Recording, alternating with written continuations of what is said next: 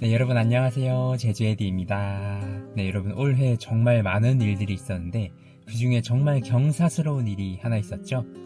바로 한강 작가님이 노벨 문학상을 수상을 하셨습니다. 우리나라 최초의 노벨 문학상이죠. 그런데 한강 작가님의 여러 책 중에 바로 이 제주도가 배경인 책이 하나 있습니다. 이 작별하지 않는다 라는 책인데요. 이 책의 주 내용은 바로 제주 4.3 사건입니다. 이 소설책의 주요 인물은 글을 쓰는 작가인 경하, 그리고 경하의 친구이자 제주도 출신인 인선, 그리고 돌아가신 인선의 어머니, 이렇게 해서 현재와 과거 이야기가 여러 번 번갈아 가면서 나오는데요. 여기서 인선의 어머니가 4.3 사건으로 인해 가족을 잃은 아픔을 간직한 분이십니다. 그래서 소설책의 주 내용은 4.3 사건으로 일어난 여러 가지 비극적인 이야기들을 소개를 하고 있는데요. 네, 그래서 이번 영상에서는 4.3 사건과 관련된 비극적인 장소들, 실제로 학살이라든지 여러 가지 사건들이 조금 있었던 곳들을 소개를 해드릴 건데요. 이런 역사적인 비극이 있는 장소들을 여행해보는 게 바로 다크 투어리즘이라고 하는데요.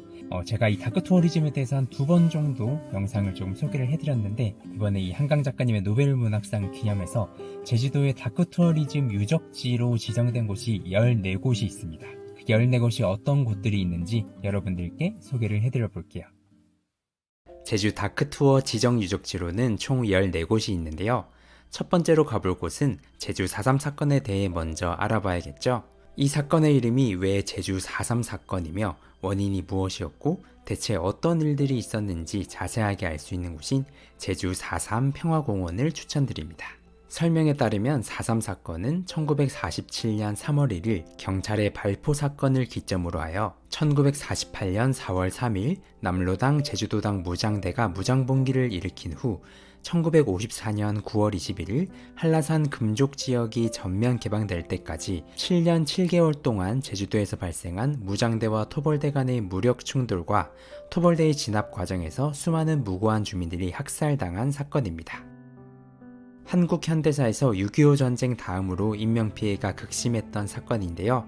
해방 직후 극심했던 이념 대립에 의해 발생한 아주 비극적인 시대에 발생한 사건이었습니다. 이 시간 동안 있었던 수많은 크고 작은 사건들은 여기 방문해서 직접 확인해 보시기를 추천드립니다. 두 번째로 가볼 곳은 한강 작가님의 소설에도 나오는 장소인데요. 바로 주정공장 수용소 4.3 역사관입니다. 소설에서는 인선의 어머니인 정심이 심부름을 간 사이 군인들이 마을을 습격해 마을 사람들이 모두 학살되었고 유일하게 시신을 찾을 수 없었던 오빠를 찾아 나서게 되는데요. 기록에 따르면 정심의 오빠는 제주항 근처의 주정공장에 갇혔다가 육지의 타 지역 형무소로 이감된 것으로 나오는데요. 그 주정공장은 현재의 제주항 근처에 지어졌던 공장으로 일제강점기 시절 일본의 회사가 제주산 고구마를 활용해 알코올을 제조하던 주정공장이었는데요. 해방 이후 발생한 4.3 사건 때는 이 주정공장이 거대한 민간인 수용소가 되었습니다. 여기에 수용된 민간인들은 일부는 학살되어 제주공항 아래에 묻혔고 일부는 전국의 형무소로 이감되었는데 6.25 전쟁 발발 후 대부분 총살당한 곳으로 알려져 있습니다. 소설 속 정심의 오빠가 대구 형무소로 이감된 기록은 있지만 그 이후의 행방을 알 수 없는 이유가 아마도 이것이겠죠. 현재는 이 주정공장은 없어졌지만 그 예터에 이곳에 수감되었고 행방불명된 분들을 기리기 위한 역사관이 생겼습니다.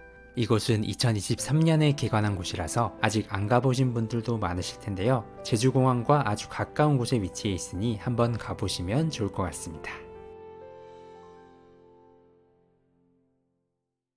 세 번째로 가볼 곳은 주정공장 수용소와 가까운 곳에 위치한 잃어버린 마을 고늘동입니다. 소설 속 정심이 살던 동네는 구체적 지명이 나오지는 않지만 표선면 가실이라는 이야기가 많이 있는데요. 실제로 가시리는 4.3 사건 때 인명피해가 많았던 중산간 지역입니다. 이렇게 4.3 사건 때는 한 마을의 사람들을 모두 학살하고 집들을 불태워버리는 일들이 많았는데요. 대부분 중산간 지역이 대상이었는데 제주항 부근에 위치한 고늘동은 바다 앞에 위치한 마을이지만 학살이 자행된 마을입니다. 1949년 1월 4일과 5일 이틀에 걸쳐서 주민들이 학살되었고 집들은 모두 불타 없어졌는데요. 지금은 당시 집이 있었음을 증명하는 돌담들과 집과 집을 이어주는 올레길만이 남아있는 진짜 잃어버린 마을인데요. 제주 곳곳에 이런 잃어버린 마을들이 많이 있는데 이렇게 집터가 선명하게 남아있는 곳은 고늘동이 거의 유일하니 주전공장과 함께 방문해 보시면 좋을 것 같습니다. 네 번째로 가볼 곳은 안덕면 동광리에 위치한 큰널괴인데요. 괴는 제주어로 동굴을 뜻하는데 크고 넓은 동굴이라는 뜻입니다. 큰널괴의 총 길이는 약 180m로 상당히 컸는데요. 중산간 마을의 초토화 작전이 시작된 이후 동광리의 주민들이 다같이 2개월가량 집단적으로 은신 생활을 한 동굴인데요. 아무리 넓은 동굴이라고 하지만 햇빛도 들지 않는 추운 동굴 속에서 추위와 공포에 떨면서 2개월을 버텼을 주민들을 생각하면 마음이 참 아파집니다. 큰널개까지 오는 길이 예전에는 비포장도로라 힘들었는데 현재는 길이 깔끔하게 잘 포장되어 있으니 한번 들려보시면 좋겠네요. 다섯 번째는 한림읍 원령리에 위치한 진아영 할머니 삼터입니다. 진아영 할머니는 4.3 사건 당시 토벌대가 쏜 총탄에 턱을 잃은 뒤 50년 넘게 무명천을 얼굴에 두르고 사셨던 분으로 4.3 사건의 비극을 널리 알리시기도 했습니다. 할머니는 2004년 향년 91세의 나이로 돌아가셨는데 할머니의 집은 마을회와 시민단체에 의해 복구되어 할머니가 살아오신 삶을 들여다볼 수 있습니다. 내부에는 할머니가 쓰시던 유품들이 그대로 남아있다고 하는데요. 다시는 이런 비극적인 삶을 사시는 분이 없는 세상이 되었으면 좋겠다는 생각이 많이 들었습니다.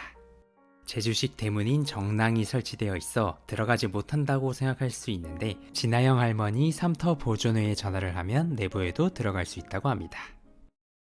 여섯 번째는 대정읍에 위치한 서달오름입니다. 제주 곳곳에는 4.3 사건 관련 학살이 자행된 장소들이 많이 있는데요. 우리에게 너무나 익숙한 현 제주공항, 옛 정뜰의 비행장이 그러하였고 다른 다크투어 유적지인 다랑시 오름 옆에 위치한 다랑시 굴도 그랬죠. 4.3 사건의 비극이 끝나기도 전에 1950년 6.25 전쟁이 발발하였고 이후 예비검속자 210명이 이 서달오름 웅덩이에서 학살되었는데요.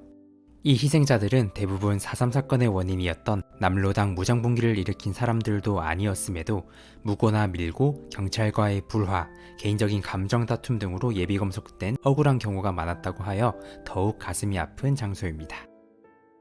서달오름에 가면 이렇게 추모비가 설치되어 있으니 억울하게 희생당한 분들을 기리는 시간을 가져보시면 좋을 것 같고요. 바로 옆에 일제강점기 시절 비행기 경납고들이 설치되어 있는 알뜨르 비행장도 다크투어리즘 지정 명소이니 함께 방문해 보시면 좋을 것 같습니다. 네, 오늘은 이렇게 노벨문학상 한강 작가님의 작별하지 않는다의 배경이 된 제주 4.3 사건 다크투어리즘 유적지들을 소개해 드렸습니다. 책 제목이 왜 작별하지 않는다일까 고민을 해보았는데 사람이 진짜 죽을 때는 사람에게 잊혀졌을 때라는 말이 있잖아요. 결국 이 비극을 결코 잊지 않겠다라는 뜻의 제목이 아닐까 싶습니다. 제주에는 총 14곳의 다크투어 지정 유적지가 있고요. 제주관광협회 공식 인스타그램 여기 바로 제주에서 다른 유적지들에 대한 자세한 소개들도 보실 수 있으니 많은 관심 부탁드립니다. 오늘 다소 무거운 주제의 영상이었음에도 끝까지 봐주셔서 감사드리고요. 다음 영상에서는 아름답고 밝은 제주의 모습을 또 많이 소개해 드리도록 하겠습니다. 그럼 안녕.